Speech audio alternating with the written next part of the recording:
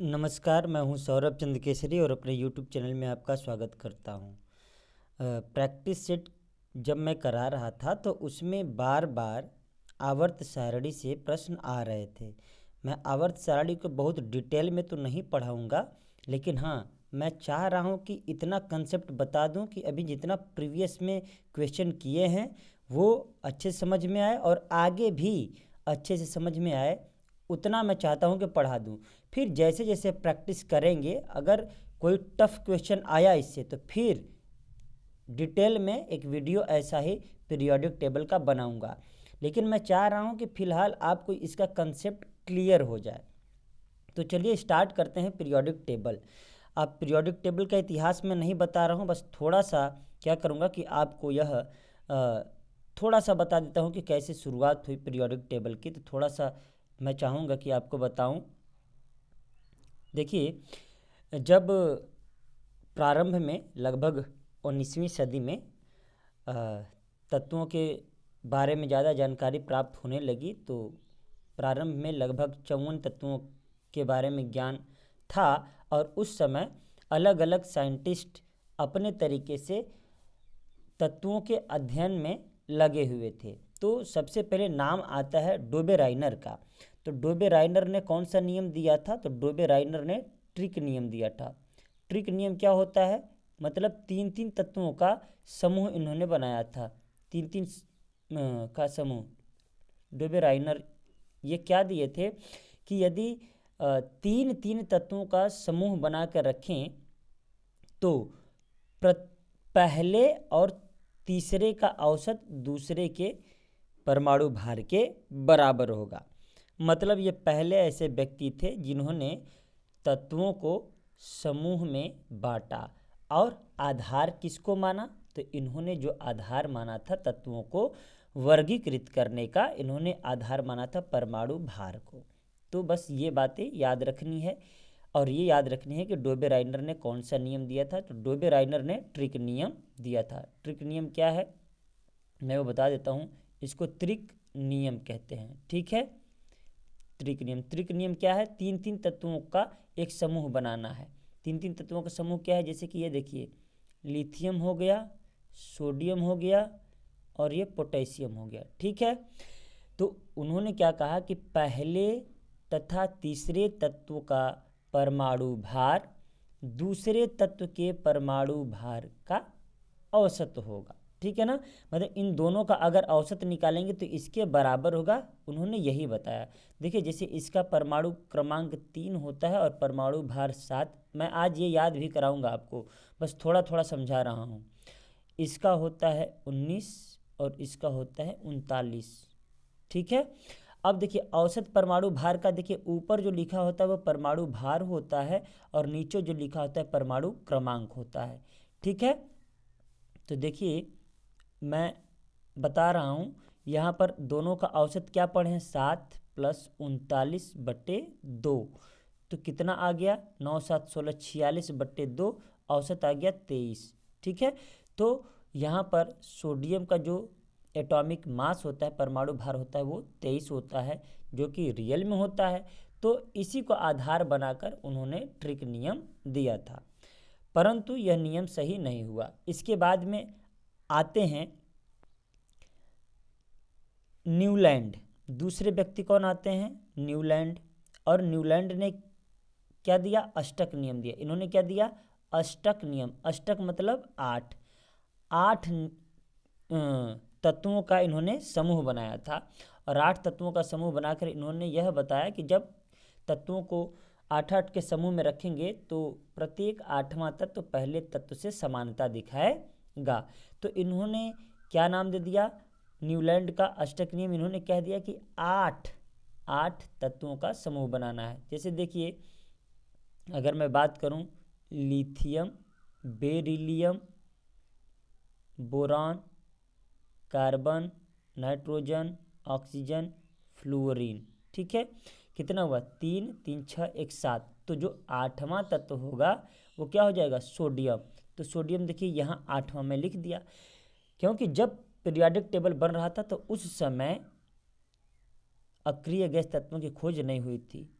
यहाँ पर नियान होना चाहिए, लेकिन अक्रिय गैस तत्वों की खोज नहीं हुई थी, इसलिए मैं इसको यहाँ पर नहीं लिखा हूँ। ठीक है, तो यहाँ पर देखिए, फिर यहाँ पर मैग्नीशियम, यहाँ पर एल्यूमिनियम, ऐसे करके आ रहा है, मैं समझाने के लिए कह रहा हूँ। अब देखिए, जो लिथियम का गुण होगा सोडियम के जैसा होगा, बेरिलियम का मैग्नीशियम के जैसा, बोरॉन का एल्यूमिनियम के जैसा, लेकिन जैसे ही अक्रिय गैस तत्वों की खोज हो गई, इनका जो 8वां वाला कंसेप्ट था वो गलत हो गया, अतः इनका नियम भी काम नहीं आया। बस आपको याद क्या करना है, डोबेराइनर का ट्रिक नियम, न्यूलैंड का अष्टक नियम।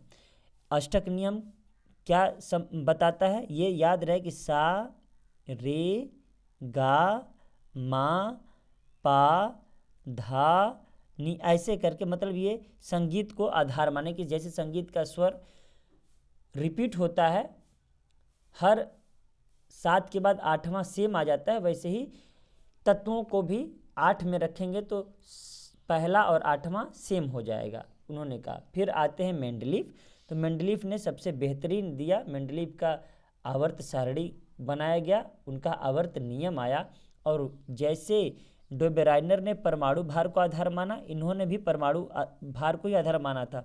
न्यूलैंड ने किसको आधार माना था, तो आपको याद रखना है परमाणु भार। ठीक है, अब देखिए उसके बाद में मेंडलीफ आते हैं, तो मेंडलीफ जो होते हैं ये भी परमाणु भार को ही आधार मानते हैं, परमाणु भार। अब देखिए, इन्होंने परमाणु भार को तो आधार मान लिया, लेकिन इतना याद रखिएगा आप कि इनका भी मतलब जितना भी आधुनिक आवर्त बना, आधुनिक आवर्त सारणी बना, टोटल इन्हीं के नियम पर बना। कुछ कमियां रह गई, तो उन कमियों को दूर किया किसने, मोजले ने। मैं बहुत शॉर्ट फॉर्म में बता रहा हूँ अभी आपको, मोजले ने, क्योंकि इसका लेक्चर बहुत बड़ा होता है। मोजले ने बताया कि परमाणु भार नहीं बल्कि आधार क्या होना चाहिए, परमाणु क्रमांक। तो यह बात आपको याद रखनी है कि परमाणु क्रमांक को आधार किसने माना था, तो मोजले ने माना था। मेंडलीफ ने कहा कि तत्वों के भौतिक एवं रासायनिक गुणधर्म परमाणु भार के आवर्ती फलन होते हैं, जबकि मोजले ने कहा कि तत्वों के भौतिक एवं रासायनिक गुणधर्म परमाणु क्रमांक के आवर्ती फलन होते हैं।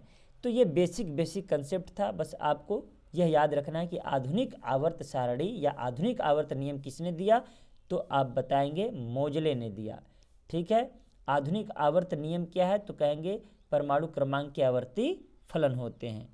ठीक है, अब देखिए आते हम लोग आवर्त सारणी पर अपने, यह है आवर्त सारणी। मेंडलीफ ने यही आवर्त सारणी बनाई थी, लेकिन उन्होंने नाम क्या दिया था, तो मैं बदल लेता हूँ इसको। उन्होंने नाम दिया था इसी को वर्ग 1। वर्ग 1 जो ये आप पहला देख रहे हैं, और यहाँ पर भी आप पहला देख रहे होंगे, 1 2, यहाँ पर ये मोजले वाला आवर्त सारणी है जो 18 तक है।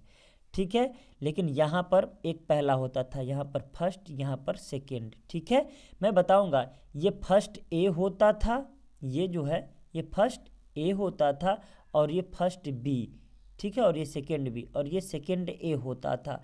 तो ये वाला हाइड्रोजन के बगल में ये वाला लिखा जाता था, मतलब मैं दिखा रहा हूँ एक कि कैसे होता था। ठीक है, देखिए जैसे यहाँ पर जो आवर्त सारणी है, ठीक है ना, ये वर्ग 1 हो गया। ठीक है ना, ये वर्ग 1 हो गया, इसमें फर्स्ट दोनों फर्स्ट रहेगा, लेकिन फ़र्क क्या था, ये फर्स्ट ए था और ये फर्स्ट बी था। ठीक है ना, तो यहाँ पर हाइड्रोजन वाला था, हाइड्रोजन, लिथियम, सोडियम, और यहाँ पर जब था तो कॉपर वाला था। देखिए यहाँ पर मैं दिखा रहा हूँ आपको, यहाँ पर पहले में कॉपर वाला है कि नहीं है, तो यहाँ पर क्या हो जाता था, कॉपर, ठीक है ना, सिल्वर, इस तरीके से, तो वर्ग इसी में था। फिर बाद में क्या किया गया, मोजले आते हैं और मोजले इसी को ए को अलग कर देते हैं और बी को अलग कर देते हैं, और उसको नाम अलग अलग देते हैं, 1 2 ऐसे करके। ठीक है, उम्मीद करता हूँ ये समझ में आया होगा आपको। तो इस प्रकार से मेंडलीफ का जो आवर्त सारणी था उसमें 18 वर्ग नहीं थे, केवल 9 वर्ग ही थे। ठीक है ना, तो देखिए जो पहला है, अब मैं सीधे आवर्त सारणी पर बात करता हूँ। ठीक है ना, तो अब कैसे कैसे क्वेश्चन आते हैं, आपसे डायरेक्टली पूछ देगा आपसे डायरेक्टली यह पूछ देगा कि हाइड्रोजन किस में रखे गए हैं, अक्रिय गैस किस में रखे गए हैं, तो बस वही बता रहा हूँ, धातु किस में रखे गए हैं और धातु किस में रखे गए हैं। तो यहाँ पर देखिए क्या है कि जो पहला वर्ग दिख रहा है, ये पहला, ये दूसरा, तीसरा, चौथा, पाँचवा, छठवां दिख रहा है, 18 तक टोटल वर्ग हैं। तो ये जो पहला दिख रहा है और दूसरा, ये एस ब्लॉक कहलाता है। कौन सा ब्लॉक कहलाता है, तो इसको हम बोलते हैं एस ब्लॉक। और ये जो है आपका ये है डी ब्लॉक, ठीक है। और ये जो है आपका ये है पी ब्लॉक। और ये जो नीचे आप देख पा रहे हैं, ये नीचे देख पा रहे हैं, ये होता है एफ ब्लॉक, ठीक है। यहाँ तक एफ ब्लॉक है। एग्जाम में ज़्यादातर क्वेश्चन जो पूछता है वो आपके यहीं से पूछता है, एस ब्लॉक से और पी ब्लॉक से, कभी कभार डी ब्लॉक से पूछ देता है, क्योंकि जो 10th तक का सिलेबस है, 10th तक के सिलेबस में एस और पी ही महत्वपूर्ण है। डी भी पढ़ा दिया जाता है 11th 12th में, हालांकि एफ भी पढ़ाया जाता है 12th में, लेकिन क्वेश्चन ज़्यादा से ज़्यादा टच करेगा यहाँ से। तो देखिए पहली बात तो मैं इसी आवर्त सारणी को यहाँ पर बना के बता देता हूँ, आप नोट कर लीजिएगा कहते क्या है, ठीक है। तो देखिए यहाँ पर पहला मैं बना रहा हूँ जो हाइड्रोजन वाला है, ठीक है। तो इसको बोलते हैं क्षारीय तत्व या क्षारीय धातु। इसको पहले वाले को क्या बोलते हैं, क्षारीय धातु, ठीक है। और दूसरे वाले को, जो दूसरा यहाँ से बन जाता है, जो दूसरा यहाँ से आपको बन जाएगा ये वाला, इसको बोलते हैं क्षारीय मृदा। तो यहाँ पर आपको याद रखना है क्षारीय मृदा धातु, ठीक है। क्षारीय मृदा धातु है ये, ठीक। अब देखिए उसके बाद में ये एस ब्लॉक कवर हो गया, ये दोनों क्या है, एस ब्लॉक है, एस खंड, एस ब्लॉक, ठीक है ना। ये एस ब्लॉक हो गया। अब सीधे मैं डी ब्लॉक में नहीं जा रहा हूँ, अभी फिलहाल डी ब्लॉक में नहीं जा रहा हूँ, सीधे पी ब्लॉक में आता हूँ, ठीक है। तो ये पी ब्लॉक में है। तो पी ब्लॉक में क्या है, 1 2 3 और ज़्यादा है, मैं बताते चलता हूँ, ठीक है ना। पीछे से आते हैं हम लोग यहाँ से। तो जो सबसे लास्ट में होता है ये वाला, जिसमें हीलियम रहता है, हीलियम वाला मैं फिर दिखा दूंगा आपको। हीलियम को बोलते हैं अक्रिय गैस तत्व, अक्रिय गैस तत्व, ठीक है ना। इसी को क्या बोलते हैं, उत्कृष्ट गैस तत्व। इसी को नोबेल गैस तत्व भी बोलते हैं, नोबेल, ठीक है ना। क्या क्या हमने कहा, अक्रिय गैस, उत्कृष्ट भी बोलते हैं, इसी को क्या बोलते हैं, उत्कृष्ट, ठीक है ना। अब इसके अलावा नोबेल भी बोलते हैं, नोबेल, ठीक है, नोबेल गैस।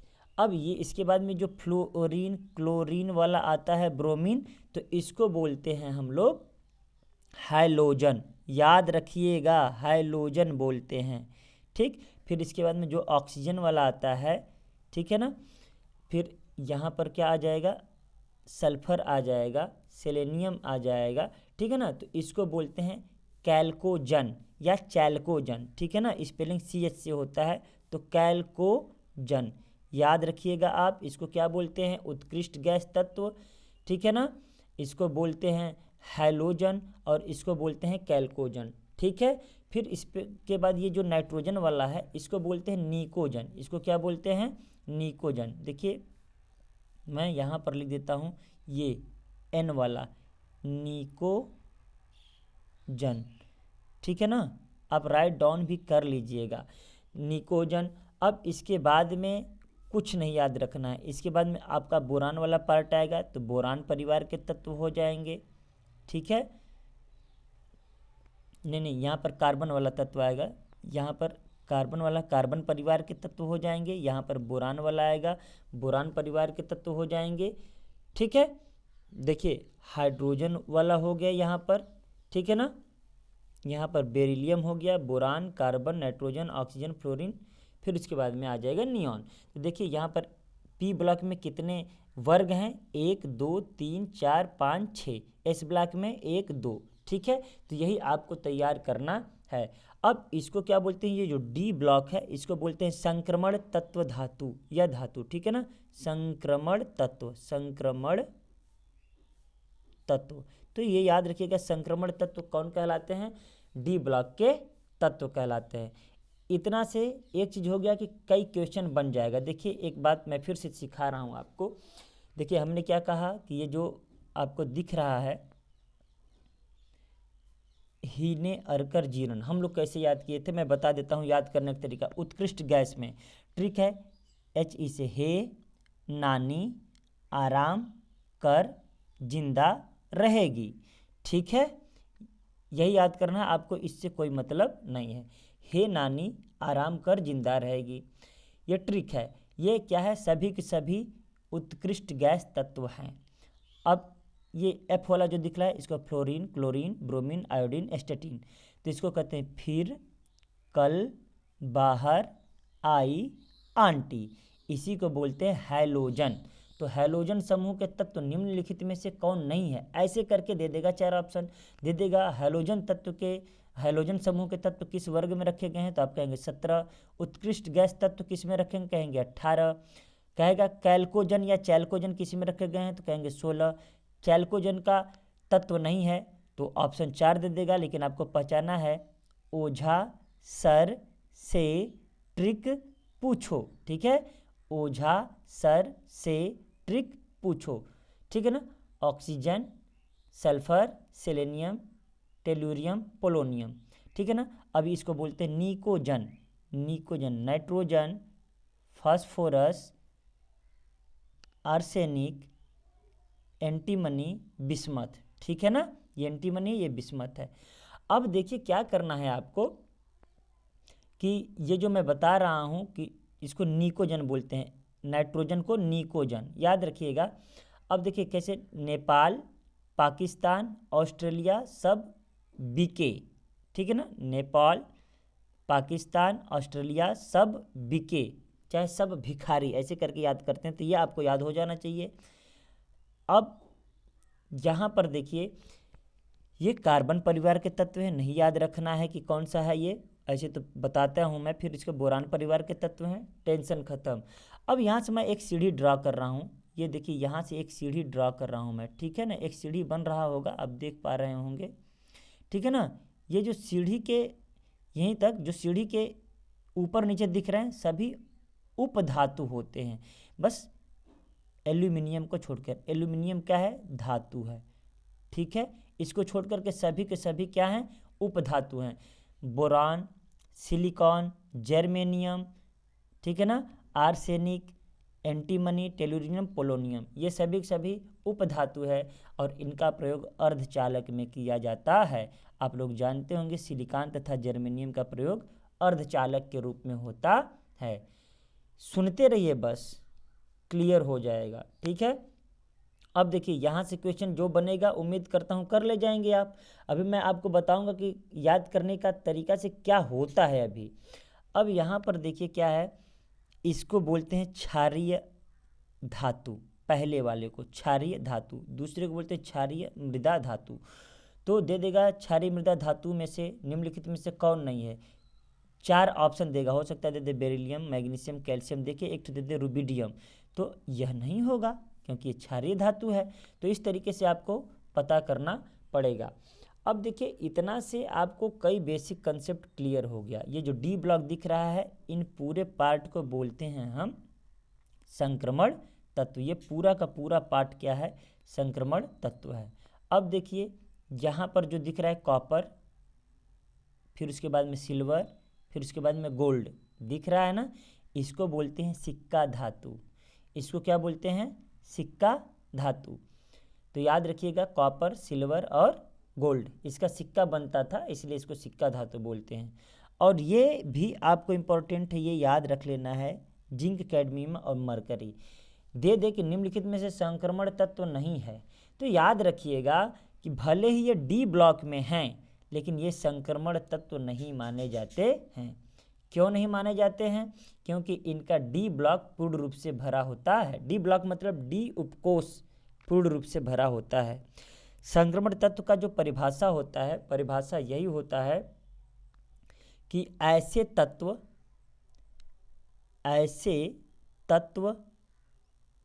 जिनका डी उपकोष क्या होता है, अपूर्ण होता है, अपूर्ण, ठीक है ना, होता है वे क्या कहलाते हैं? संक्रमण तत्व कहलाते हैं, संक्रमण, ठीक है ना, तत्व। अब देखिए क्या होता है कि जिंक का, कैडमियम का, मरकरी का डी ब्लॉक भरा हुआ, मतलब पूर्ण होता है, भरा हुआ होता है, इसीलिए उनको नहीं कहते हैं। तो आप नोट करके वो बातें याद रख लीजिएगा कि जिंक हुआ, कैडमियम हुआ और मरकरी हुआ, ये संक्रमण तत्व नहीं गिने जाते हैं। ये संक्रमण तत्व क्या कहेंगे? आप कहेंगे कि ये संक्रमण तत्व गिने नहीं जाते हैं, संक्रमण तत्व नहीं है, ठीक है, नहीं है, तत्व नहीं है, इतना याद रखिएगा, बस ये तीनों याद रखिएगा आप, ठीक है। बाकी डी ब्लॉक के सभी तत्व संक्रमण तत्व हैं, ठीक है। अब देखिए इतना से ढेर सारा चीज़ आपका क्लियर हो गया होगा। अब देखिए जितना आपको लगे कि नहीं सर और कुछ बताइए, तो और कुछ हम बता देंगे, लेकिन अब प्रैक्टिस कैसा आता है क्वेश्चन, उसके आधार पर। अब इसमें एक बेहद ही आसान और बढ़िया चीज़ मैं बताने जा रहा हूँ, जो कि आपको दिक्कत करता क्या है, अंतिम बात बताने जा रहा हूँ। ये केवल एस ब्लॉक मैं बनाऊंगा, आपको ये वाला ड्रॉ कर दूंगा, और ये पूरा का पूरा पी ब्लॉक, ठीक है ना। तो इस बात का ध्यान रखेंगे आप, देखिएगा एस ब्लॉक और पी ब्लॉक को बस बढ़िया से रट लीजिए, बाकी काम आपका हो जाएगा। मैं एस ब्लॉक और पी ब्लॉक ही बनाने जा रहा हूँ, ठीक है। मैं चेंज कर लेता हूँ इसको। अब देखिए ये जो है एस ब्लॉक हो गया, ठीक है ना, बाकी यहाँ से जो हो रहा है ये पी ब्लॉक हो गया। अब समझिएगा बात, ठीक है। यहाँ पर जो मैं रखा हूँ, यहाँ पे जो मैं रखा हूँ, यहाँ पर देखिए फर्स्ट ए रख रहा हूँ, ध्यान से समझिएगा, मैं अभी समझा दूंगा। ये डी ब्लॉक में मैं कुछ नहीं कर रहा हूँ, ख़त्म। ये देखिए थर्ड ए है, ठीक है, ये फोर्थ ए है। राइटिंग अगर नहीं समझ में आ रही होगी तो मैं फिर से इसको सही ढंग से लिख देता हूँ, ठीक है। ये फोर्थ ए है, फिफ्थ ए है, ठीक है, एक, फिर उसके बाद में ये 6 है, 6 ए है, ठीक है, फिर ये जो है 7th ए है, ये क्या है 7th ए है, और उसके बाद में लास्ट वाला जो है वो आपका 0 वाला है। थोड़ा सा साफ साफ नहीं लिखा, लेकिन आप समझिएगा। अब देखिए मोजले ने क्या किया, इसको 1 रखा, इसको 2 रखा। अब जो ये 3 है ना, ये 13 है मोजले में, 14 है, 15 है, 16 है, 17 है और 18 है। समझ लीजिएगा, जो 13 है वो 3A है, ठीक है। देखिए मैं ये ए वाला क्यों बता रहा हूँ, इससे आपको संयोजकता एकदम कन्फर्म हो जाएगा। तो अगर आपको आवर्त सारणी याद हो गया, जैसे मैंने याद कराया, जैसे कि मैं एक बार फिर से रिवाइज करा देता हूँ कि देखिए पहला है एच, दिख रहा है ना, हमारे लिए ना करो रब से फरियाद, ठीक है ना, बेटा मांगे कार स्कूटर बाप राजी, ठीक है ना, ये हो गया। और फिर कह रहा है boron, aluminium, gallium, indium, tellurium, ठीक है ना। तो ये पूरा का पूरा आपको क्या जैसे याद रखना है, इसका ट्रिक क्या होता है, बैगन, आलू, गाजर इन थैला, ठीक है ना। अब सी का क्या होता है, काशी, काशी गए शंकर पार्वती, ठीक है ना। बाकी नेपाल, पाकिस्तान, ऑस्ट्रेलिया सब भिखारी, ओझा सर से ट्रिक पूछो, फिर कल बाहर आई आंटी, हे नानी आराम कर जिंदा रहेगी, ये ट्रिक हमने सारा बता दिया था। फ़ायदा क्या है इससे, ये अभी आपको मैं बताता हूँ यहाँ पर कि क्या। देखिए अब जो पहला ए में है, ठीक है ना, इसका मतलब रियल में फर्स्ट में, तो पहले में जितने भी एलिमेंट हैं उनकी संयोजकता कितनी होगी, एक ही होगी। अर्थात संयोजकता क्या, उनके बाहरी कोश में एक इलेक्ट्रॉन होंगे, इतना ध्यान रखिएगा, ठीक है ना। ये वर्ग है, ठीक है। फिर आवर्त के बारे में मैं बताऊंगा, इसके बारे में भी मैं बताऊंगा अभी। अब देखिए जैसे कि हाइड्रोजन है, दिखा देता हूँ मैं इसमें कौन कौन से तत्व हैं। पहले वाले में हाइड्रोजन है, ठीक है ना, लिथियम है, सोडियम है, इतना से ही क्लियर हो जाएगा। 1 है, 3 है, 11 है, 11 है। अब ये देखिए इसके बाहरी कोश में एक इलेक्ट्रॉन, 2 1 2 8 1। सबके बाहरी कोश में एक एक इलेक्ट्रॉन आ रहे हैं कि नहीं आ रहे हैं? ठीक है, तो अब ये बनाने आपको आना चाहिए, परमाणु संरचना में ही पढ़ाया जाता है। तो अब देखिए कैसे करते हैं, ये इस फार्मूले से होता है, 2n² से ये बनता है। ठीक है, पहला कोश रखेंगे तो पहला मैक्सिमम 2 इलेक्ट्रॉन रख सकते हैं, दूसरा रखेंगे तो 2 दूनी के 4 दूना 8 मैक्सिमम 2 रख सकते हैं, तीसरा रखेंगे तो 3 तरह के 9 9 दूनी 18 मैक्सिमम रख सकते हैं। तो यहाँ पर जो बाहरी कोश में एक एक इलेक्ट्रॉन आ रहे हैं कि नहीं, इससे साफ लगता है कि ये जो पहले वर्ग में रखे गए हैं इनके बाहरी कोश में एक इलेक्ट्रॉन आ रहा था, इसीलिए इसको फर्स्ट में रखा गया है। अब इसके बाहरी कोश में 2 इलेक्ट्रॉन आ रहे थे, इसीलिए इसको सेकेंड में रखा गया है। अब इसके बाहरी कोश में 3 इलेक्ट्रॉन आ रहे थे, इसीलिए इसको थर्ड में रखा गया है। मतलब बेरिलियम के जगह बोरॉन हो जाएगा। ठीक है ना, यहाँ पर बेरिलियम नहीं बोरॉन होगा, यहाँ पर बेरिलियम यहाँ है। अब देखिए चौथे का मतलब यहाँ बाहरी कोश में 4 इलेक्ट्रॉन, पाँचवें का बाहरी क्वेश्चन 5 इलेक्ट्रॉन। ये बातें दर्शाता है कि जिसके बाहरी कोश में जितने इलेक्ट्रॉन हैं वो उसी वर्ग में रखा गया है। एक एग्जाम्पल क्लोरीन से ले लेता हूँ, चाहे फ्लोरीन से ले लेता हूँ। फ्लोरीन का जो परमाणु क्रमांक होता है 9 होता है। कितना होता है? 9। तो अभी 9 होता है, तो आप सीखे हैं ना कि पहला कितना रखते हैं, फ्लोरीन का 9, पहले में 2 इलेक्ट्रॉन, दूसरे में 8, तो यहाँ पर 7 ही बचा है ना। तो देखिए बाहरी कोश में 7 इलेक्ट्रॉन हुए कि नहीं हुए।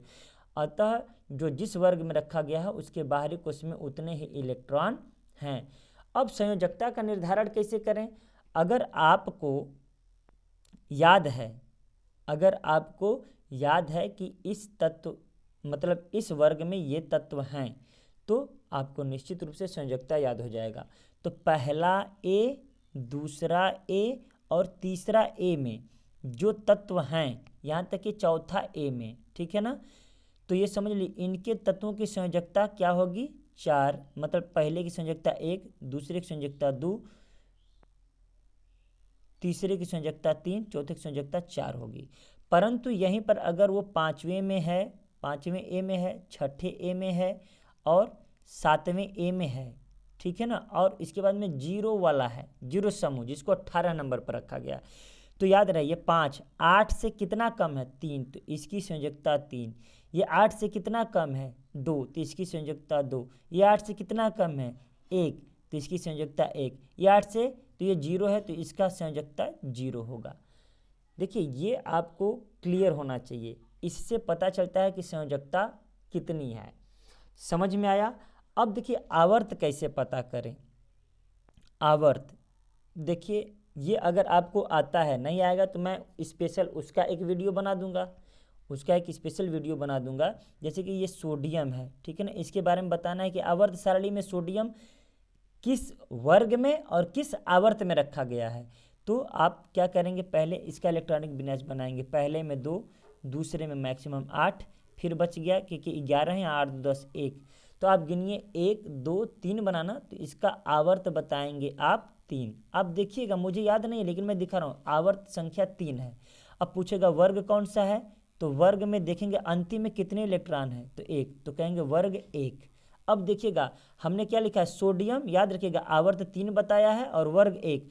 आवर्त देखिए इसको बोलते हैं और वर्ग इसको बोलते हैं। आप याद कर लीजिएगा कि सोडियम आवर्त 3 में है और वर्ग 1 में। मैं अब आपको दिखा रहा हूँ, देखिए सोडियम कहाँ दिख रहा है, यहाँ पर दिख रहा है ना, यहाँ पर दिख रहा है कि नहीं, तो देखिए आवर्त ये पहला वर्ग 1 में है और आवर्त 3 में है। तो इस तरीके से बताइए कि आप किसी भी तत्व का जो स्थान है बता पाएंगे कि नहीं बता पाएंगे। देखिए वीडियो ज़्यादा लंबा ना हो इसलिए मैं प्रयास कर रहा हूँ इतना में ही ख़त्म करूँ। अगर अभी भी कोई डाउट है तो फिर कमेंट ज़रूर कीजिएगा और मैं फिर से, अभी इस पर कई वीडियो आएंगे लेकिन प्रैक्टिस के बाद, प्रैक्टिस के ऊपर आधारित मैं बना रहा हूँ ताकि प्रैक्टिस से यह पता चलेगा कि आखिर कैसा कैसा क्वेश्चन पूछ रहा है।